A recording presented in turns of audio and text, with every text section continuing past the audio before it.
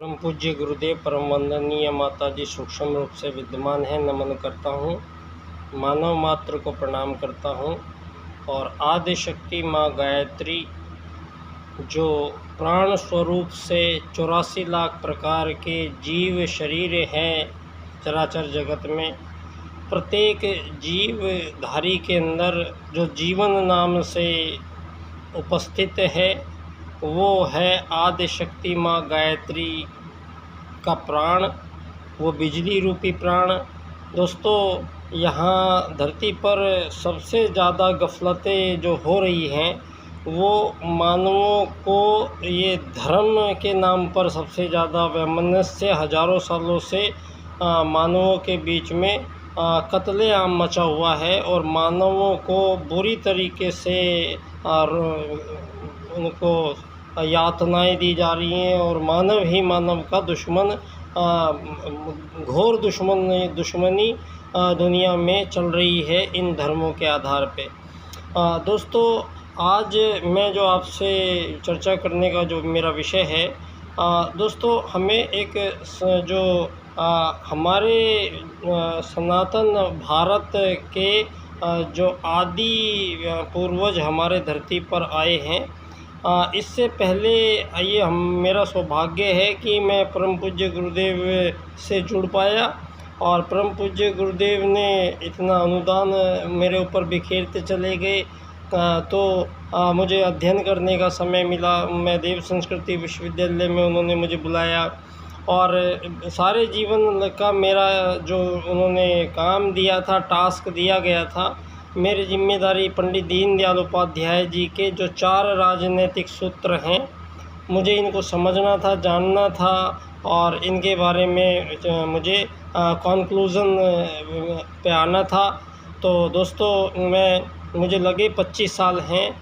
इन 25 सालों में पंडित दीनदयाल उपाध्याय जी के जो 4 राजनीतिक सूत्र हैं, जिनकी चर्चा भारत में कोई भी एक राजनेता नहीं करता है, कोई भी एक आदमी नहीं करता है, और जबकि पंडित दीनदयाल उपाध्याय जी के जो 4 राजनीतिक सूत्र हैं वो ये युग परिवर्तन प्रक्रिया के अंतर्गत युग निर्माण योजना के अधीन और परम पूज्य गुरुदेव के प्रथम शिष्य पंडित दीनदयाल उपाध्याय जी, जो परम पूज्य गुरुदेव के ही आगरा ज़िले के चंद्रभान नंगला के दीनदयाल उपाध्याय जी थे और पूज्य गुरुदेव आंबलखेड़ा के थे।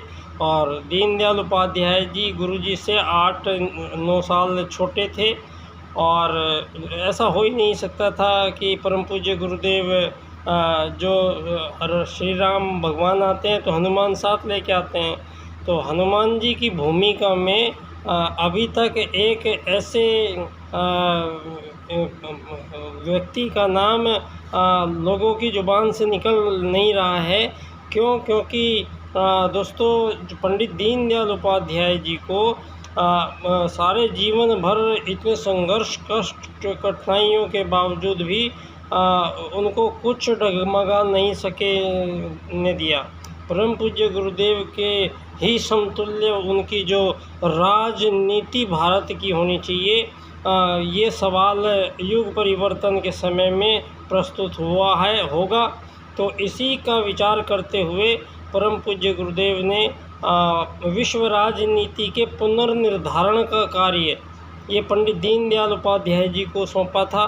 और पंडित दीनदयाल उपाध्याय जी ने आज जो वैश्विक स्तर पे सारे विश्व के आज़ाद देशों के अंदर जो मानवों के साथ जो संघर्ष उपस्थित हो रहे हैं, धरती पर मानवों के बीच में नरसंहार चल रहा है, युद्ध लड़े जा रहे हैं, हज़ारों साल से मानवों के बीच में सुलझारा क्या होगा। क्योंकि जिन सूत्रों का उपयोग करके पिछले 2500 साल से ईसा के बाद में जिन सूत्रों को आज से करोड़ों अरबों वर्ष पहले उस परम सत्ता परमात्मा ने, जो दोस्तों सनातन है मतलब सदा ही रहता है, उसका कभी आना जाना नहीं होता है, वो हमेशा हर कहीं रहता है वो सनातन है। कौन है? परमात्मा। अब परमात्मा सूक्ष्म है, आप उसको किसी आकार में नहीं देख सकते, रंग रूप में नहीं देख सकते, क्योंकि परमात्मा चुंबकीय तरंगों की भांति है, वो प्रकाश की तरंगों की भांति है। तो जो परमात्मा है वो भी सूक्ष्म है, आपको दिखाई नहीं देता है, इसलिए भ्रमित थोड़ा होता है मानव। दूसरे आपको यहाँ आदिशक्ति माँ गायत्री जो हैं, और उनका जो प्राण है, वो प्राण संपूर्ण जीव जगत के जितने भी जीव जंतु वृक्ष वनस्पति हैं, उन सबको जो प्राण मिलता है वो आदिशक्ति माँ गायत्री हैं। तो वो भी बिजली के रूप में है। अब बिजली को भी आप देख नहीं सकते।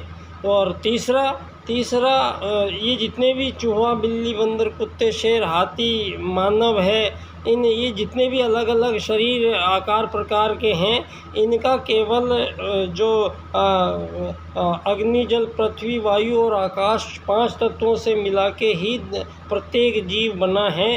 कॉमन बात है ये एक सब में। और दूसरा, किसी भी शरीर में ऐसा कोई अंग प्रत्यंग नहीं है कि जो प्राण को धारण कर सकता है या प्राणों को खींचता है। ऐसा कोई अंग किसी शरीर में नहीं है।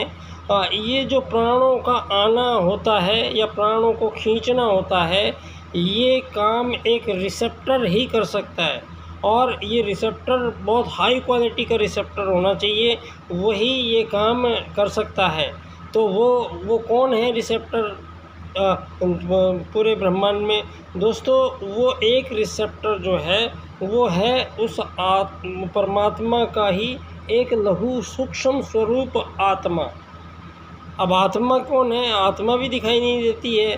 तो लेकिन ये जो दिखाई नहीं दे रहे हैं, लेकिन हम क्या है, मानव यहाँ पर आपने बताया कि मानव जंगलों में रहते थे, आग जलाना नहीं आता था, वो मांस खाते थे, भारत के लोग जंगली थे, ऐसा प्रस्तुत किया था। और हम सब लोगों को डार्विन और चार्ल्सवाद की ये थ्योरियाँ पढ़ा के सारे मानवों को धरती पे भ्रमित कर दिया गया कि हम लोगों को ये बता रहे हैं कि मछली बंदर से होते हुए इंसान बना है। और वो यहाँ जंगलों में घूमता नंगा रहता था, फिर धीरे धीरे आग जलानी सीखी, धीरे धीरे क्या करना सीखा, फिर ये हमें बता रहे हैं ये 2500 साल वाले लोग। और यही बता के आज तक का इन लोगों ने हमारी, क्योंकि पीछे जाएंगे तो पीछे इन लोगों ने जाने नहीं दिया, इतिहास के साथ छेड़छाड़ की गई सारी दुनिया में, मार काट मचा के पहले झंडे गाड़े इन लोगों ने। और ये लोग हैं कौन, ये भी हम चर्चा करेंगे।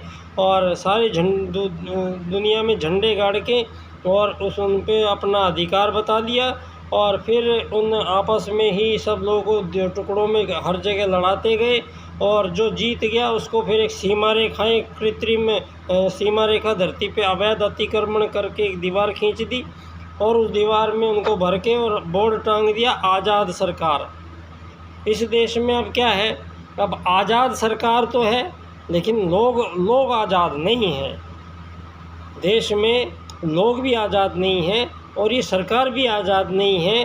सरकार, ये किसी भी देश की आज़ाद सरकार ये नहीं कर सकती है कि उसके जो देश के पैसे की जो कीमत है उसका मूल्यांकन कौन करेगा, उसको तय कौन करेगा, ये आप लोग नहीं कर सकते हैं।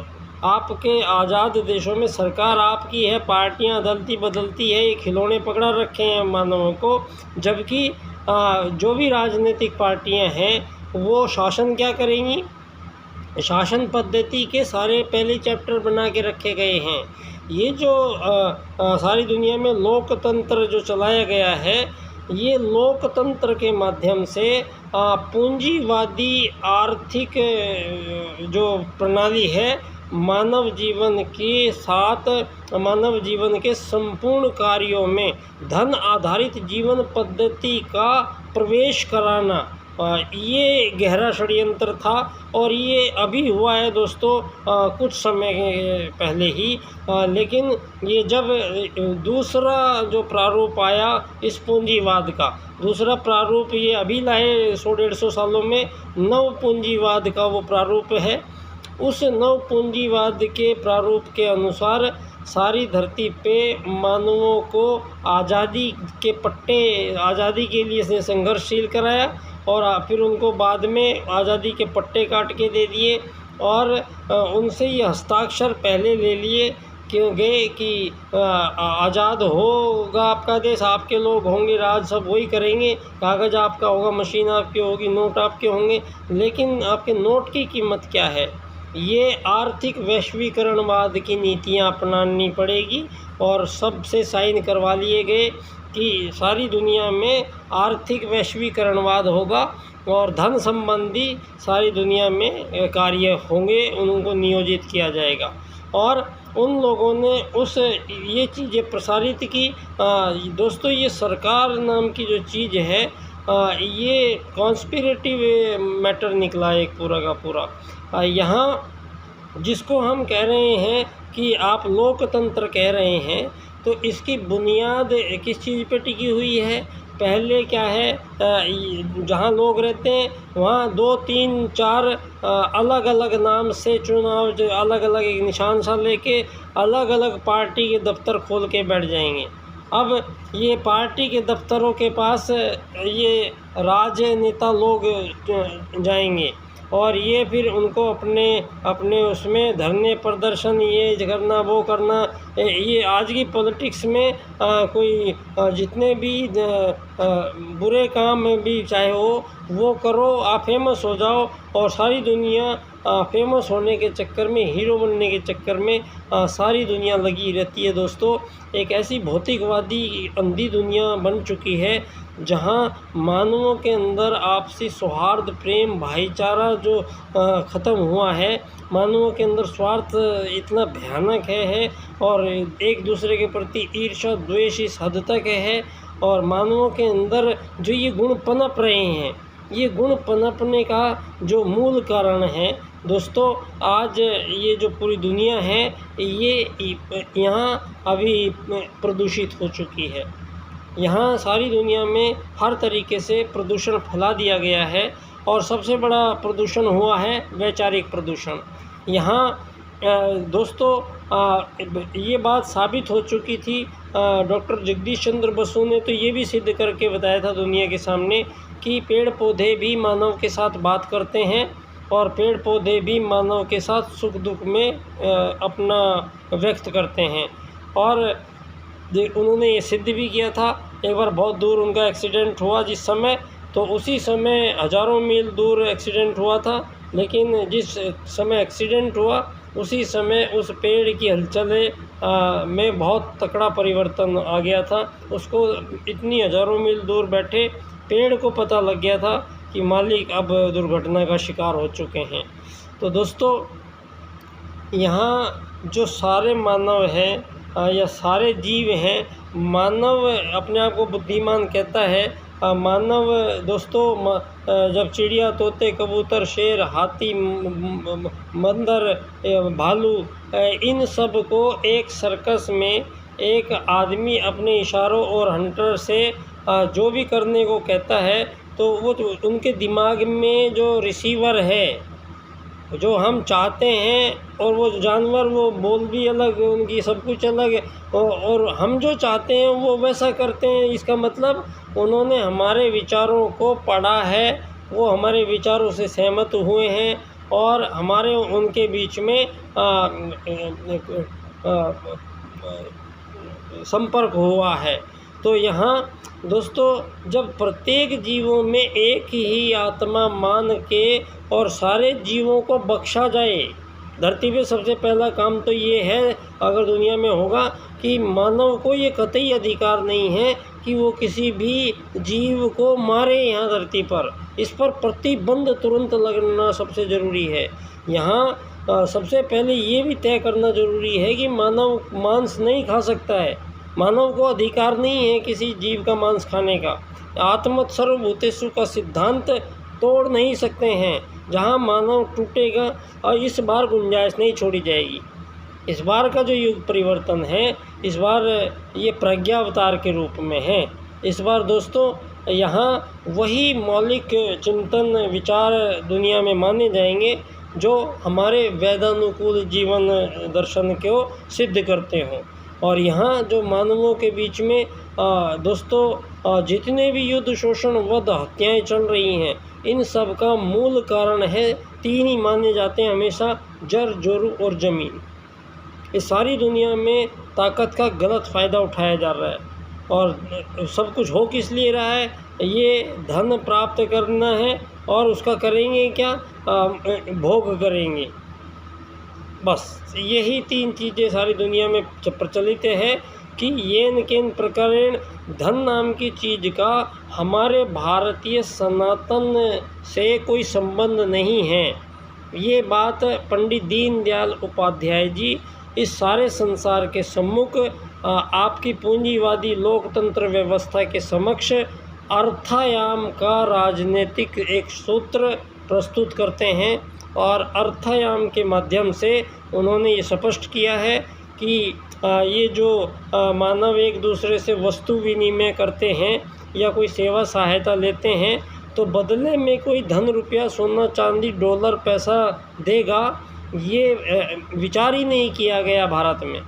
ये विचार भारत का नहीं है, क्योंकि यहाँ पर सेवा सहायता, समर्पण, त्याग, एक दूसरे के प्रति सौहार्द, ये मानव यहाँ पर जीवन का लक्ष्य यहाँ पर जो हमारे उन संतों का रहा है, उन देव पुरुषों का रहा है, जो धरती पर सबसे पहले मानव आए, वो कोई चूहे, बिल्ली, बंदर से नहीं बने हैं।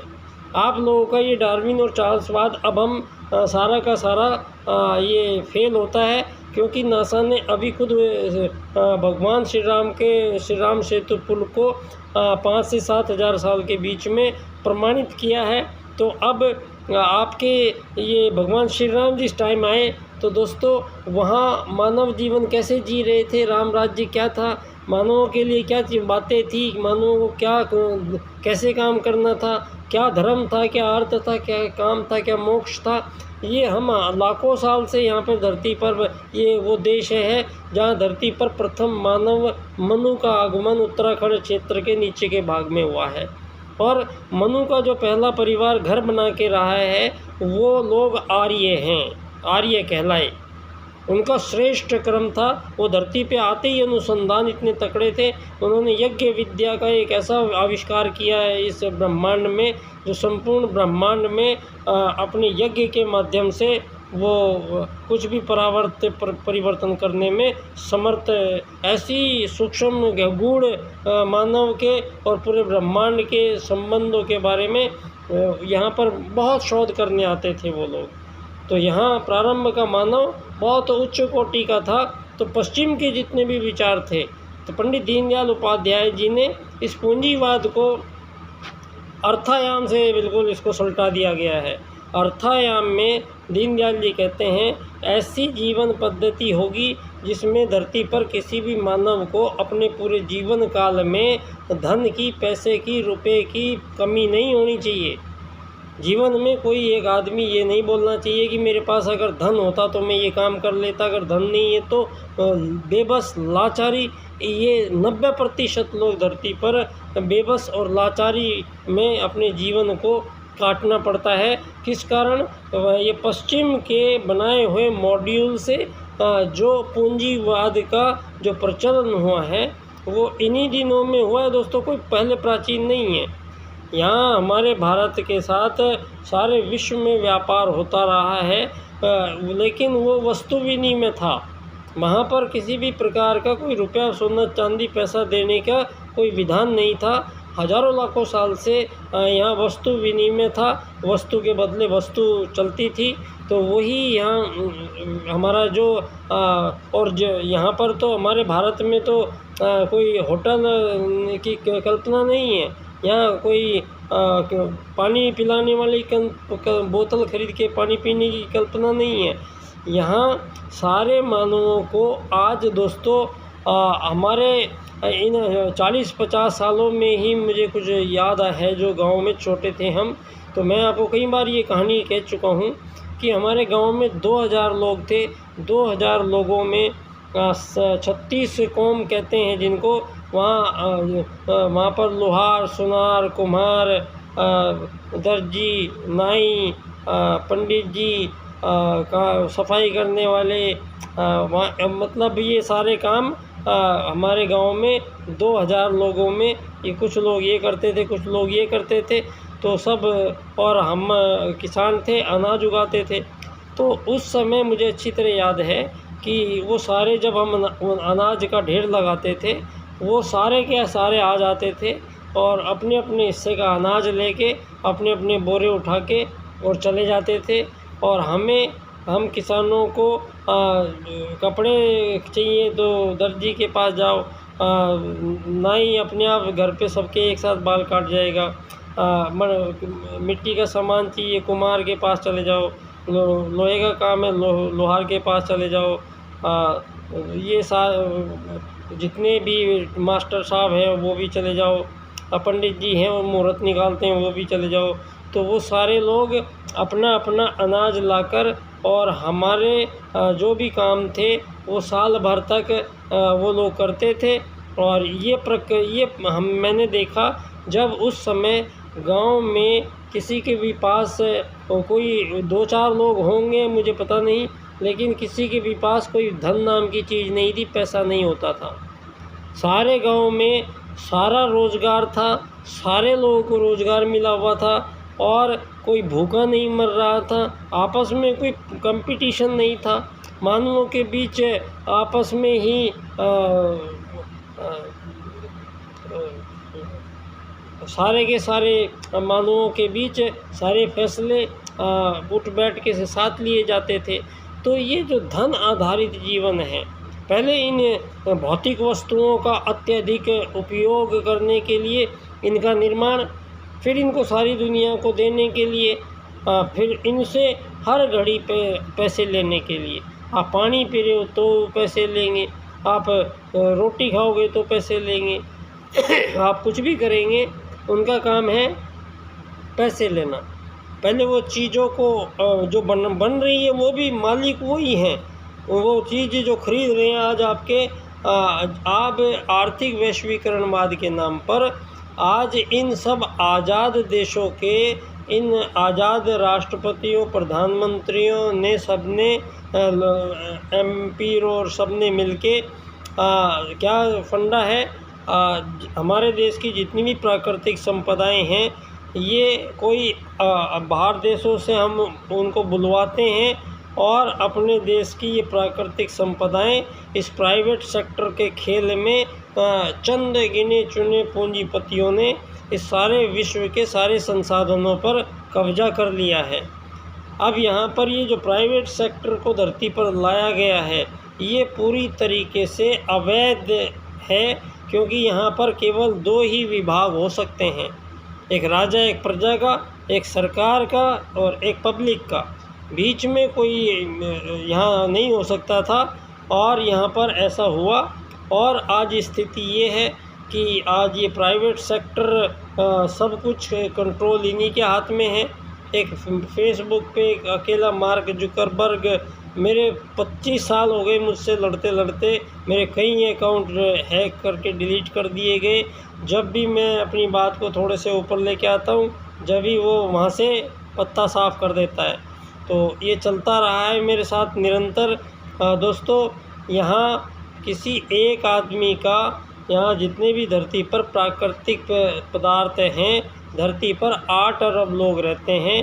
इन 8 अरब लोगों को आज सारी दुनिया की जो राजनीति है वो मानव को केवल एक शरीर मानकर राजनीति कर रहे हैं धरती पे लोग। और जबकि पंडित दीनदयाल उपाध्याय जी कहते हैं कि मानव एक शरीर नहीं है, मानव मूलतः एक आत्मा है और आत्मा परमात्मा का अंश है और वो धरती पर आया है और वो चला तो जाएगा।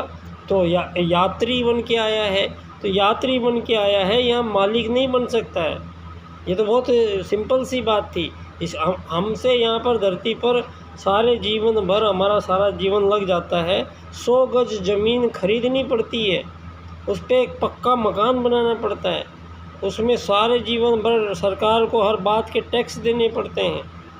दोस्तों, यहाँ ये पक्के मकान बनाने, ज़मीन का खरीदने बेचने, यहाँ धरती पर ये सब काम करने नहीं आया है मानव।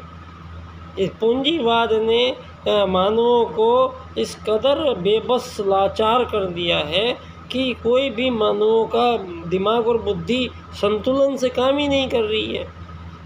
मैं इतने दिन से ये बात आपसे समझाने की कोशिश कर रहा हूँ कि हमारे भारत के पंडित दीनदयाल उपाध्याय जी के 4 राजनीतिक सूत्र हैं, इनको इस क्रम से मिलाकर इनकी व्याख्या करिए तो सही एक बार आप।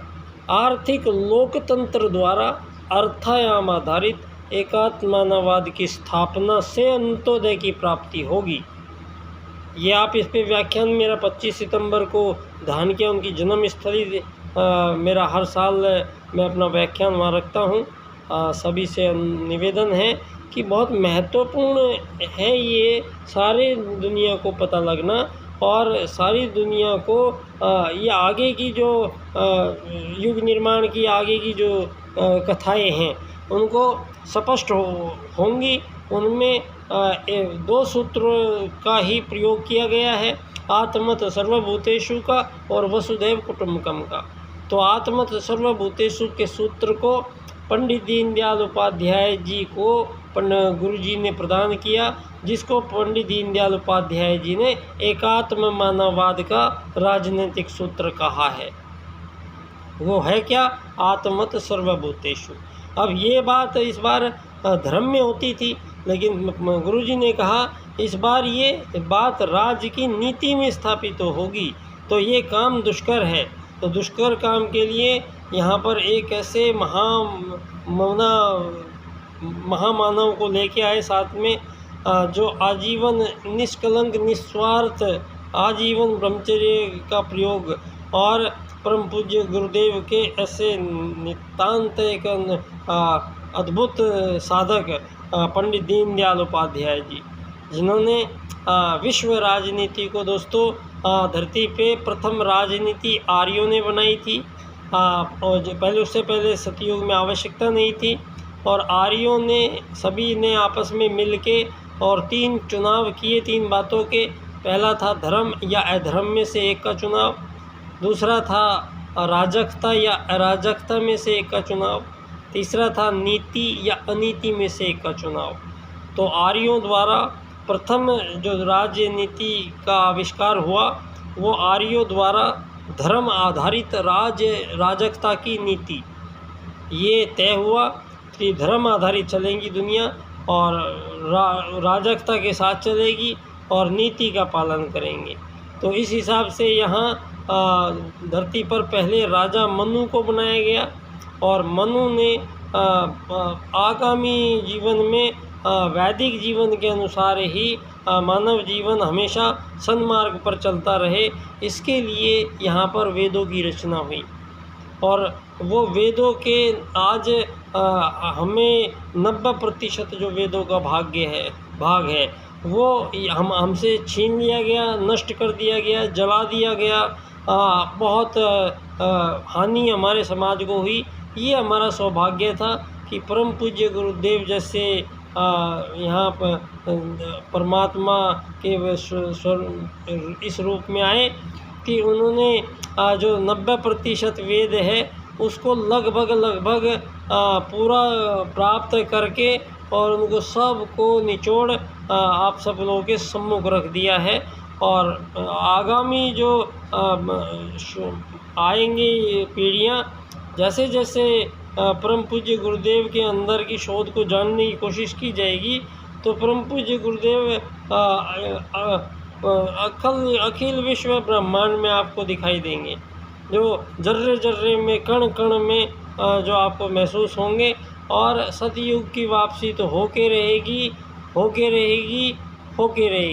और उसके लिए एक सूत्र गुरुजी ने एक और दिया है, उसको भी याद रखने की ज़रूरत है गायत्री परिवार को, कि उल्टे को उलट कर सीधा कर देना, ये भी कहा है गुरुजी ने। तो जहाँ इस सूत्र की आवश्यकता पड़ेगी, आवश्यकता तो पड़ेगी, तो यहाँ वहाँ ये सूत्र प्रयोग करने का भी अब समय आ गया है। क्योंकि ये अंतिम चरणों में हम पहुंच चुके हैं। तो अब सभी लोग कमर कस लीजिए, पेटी बांध लीजिए। अब धरती पर जो भी होगा वो बहुत अद्भुत अनोखा होगा दोस्तों। यहाँ तो यहाँ स्वयं महाकाल यहाँ आपको दिखाई देंगे, यहाँ सारी धरती को दिखाई देगा कि युग कैसे बदलते हैं। यहाँ धरती पर ये हजारों सालों की मानवीय संपूर्ण त्रुटियाँ किस तरीके से यहाँ पर बहा दी जाती हैं और धरती पर किस प्रकार से सतयुग की वापसी कराते हैं महाकाल। ये हम सब बहुत सौभाग्यशाली हैं जो हम ये देख पा रहे हैं। बहुत बहुत धन्यवाद दोस्तों। मैं पंडित दीनदयाल उपाध्याय जी के 4 सूत्रों की तरफ से, मेरा विषय है एकात्म मानववाद एवं समग्र व संपूर्ण वैश्वीकरणवाद, टोटल एंड कंप्लीट ग्लोबलाइजेशन। और धन्यवाद। मैं बच्चा डॉक्टर एकात्म मानववाद को समर्पित बाल्यकाल सेवा संस्थान पंडित दीनदयाल उपाध्याय जी की जन्मस्थली के पास जयपुर राजस्थान से सभी को प्रणाम, नमन, धन्यवाद। परम पूज्य गुरुदेव परमानंदीय माता जी को पुनः नमन। आदि शक्ति माँ गायत्री को एक बार हम मंत्र के माध्यम से ओम